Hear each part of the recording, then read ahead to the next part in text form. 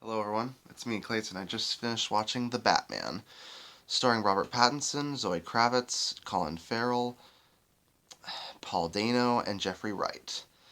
Now, when it comes to the DC universe of movies, after the very mixed reception to Zack Snyder's films, the David Ayer Suicide Squad, and most of the films in the initial lineup, the DC universe has seemed to go for more standalone movies as opposed to trying to make their own cinematic universe.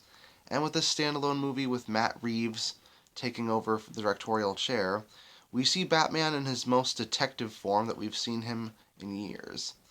On top of that, we get the action, the intrigue, and the characterization that kind of makes me think of Christopher Nolan.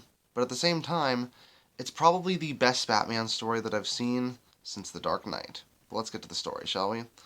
The story is various people in the higher ups of Gotham, including the mayor, the DA, and several major police officers, have all been murdered by the Riddler, played by Paul Dano, who seeks to uncover and unmask the truth behind Gotham and the state of its corruption. This get and he also happens to taunt the police and Batman, played by Robert Pattinson, with various messages and riddles, so the Batman himself can see the corruption that Gotham has. So Batman has to figure out how to stop the Riddler and his killings, while also assisting Selina Kyle, played by Zoe Kravitz, with her own dealings with Gotham's underworld.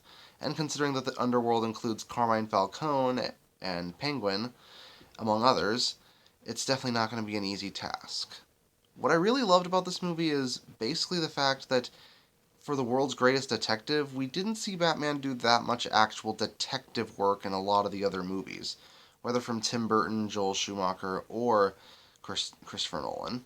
Here, it's kind of the forefront, as the plot basically happens to take a lot of cues from Seven by David Fincher. Not only in the fact that a lot of the Riddler's victims are guilty of some sort of sin, but also because there's a lot of work with Batman getting messages, solving riddles, and figuring out little bits and pieces from the various people he talks to. And yeah, he's actually in the cape and cowl for most of the movie, and he rarely goes out into the public, which actually is a pretty interesting interpretation of Bruce Wayne. He's not the playboy billionaire philanthropist here.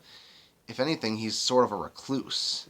And this is just a few years into his time as Batman, so this definitely is a change for the character, but it's one that I really like. Same goes for Selina Kyle, played by Zoe Kravitz. I like how hers is a more working class kind of Catwoman, but she still has the gymnastic skills, the fighting techniques, and the desire for her own personal brand of justice that Selina Kyle would obviously aim for. The Penguin happens to have Colin Farrell looking almost completely unrecognizable. Not just because of the makeup and the fat suit that he's in, but also because of the voice that kind of sounds more Sopranos than British gangster, but I think it worked out for him. And of course, Paul Dano is an actor that I've followed ever since his role in Little Miss Sunshine, and I think he works really well as the Riddler here, especially since he has aspects of the Zodiac Killer within him, while still feeling like the Riddler who wants to prove intellectual superiority while also proving Gotham's corruption. On top of that, this is, of course, still a DC action film, and despite the heavy detective aesthetic and the heavy messages and themes, the action is still absolutely brilliant. Not only having very brutal choreography, but also tons of sequences of Batman kicking ass on foot in the Batmobile and by using his various gadgets. Honestly, it's the one aspect that I think is done one of the best out of all the DC movies here. Granted, it is nearly 3 hours long, but it feels like 2 hours when it comes to how well paced it is. And no scene really feels like it's out of place or stretched out too much. So if you want a moody detective thriller that happens to really do the Caped Crusader justice, I think this is one of the best that DC has to offer. That's why I'm going to give this movie a 10 out of 10. Probably the first movie this year that actually made me say, wow, I am now remember why I'm a DC fan. See you next time.